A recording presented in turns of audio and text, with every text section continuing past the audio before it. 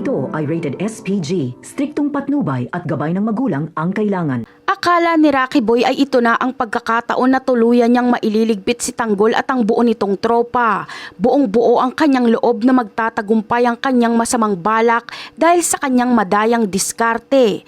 Ngunit hindi niya alam na ang mismong planong ito ang magiging mitya ng kanyang sariling kamatayan. Sa halip na siya ang magtagumpay ay ang pagkakamaling ito ang magsisilbing daan upang mabaliktad siya ni Tanggol sa huli. Sa gitna ng kanilang pagharap, walang awang pinahirapan ni Rocky Boy si Tanggol gamit ang mga mabibigat at matitigas na bagay. Paulit-ulit ang ginawa niyang paghampas kaya kitang-kita sa mukha ni Tanggol ang tindi ng sakit at hirap na kanyang dinaranas. Halos hindi na nga makagalaw si Tanggol sa sobrang bugbog, habang si Rocky Boy naman ay tila nagdiriwang sa bawat tama ng kanyang mga tira. Sa puntong ito, mukhang wala na talagang pag-asa si Tanggol na makaligtas pa. Ngunit biglang nagbago ang ihip ng hangin nang magsalita si Rocky Boy habang suot ang kanyang maskara.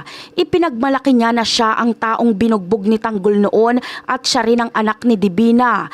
Dahil sa revelasyong ito, biglang nagkaroon ng kakaibang lakas si Tanggol. Sa halip na manghina, lalo siyang nagalit at pinilit na tumayo kahit hirap na siya.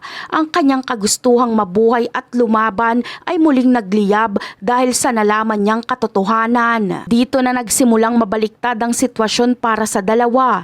Dahil sa bagong lakas ni Tanggol, nakakuha siya ng pagkakataong makabuelo at makaganti. Siya naman ang walang humpay na bumanat at umupak kay Rocky Boy ng napakatindi.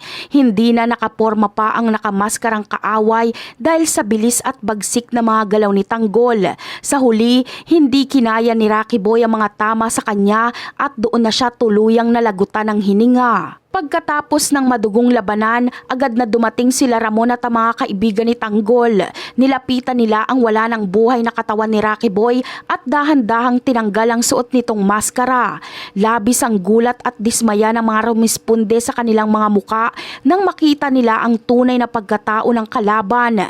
Hindi sila makapaniwala na ang taong pinagkatiwalaan nila ay isa palang mapagpanggap na kaaway na dumikit lang sa kanila para makapaghiganti. At yan ang aabangan natin. Bye!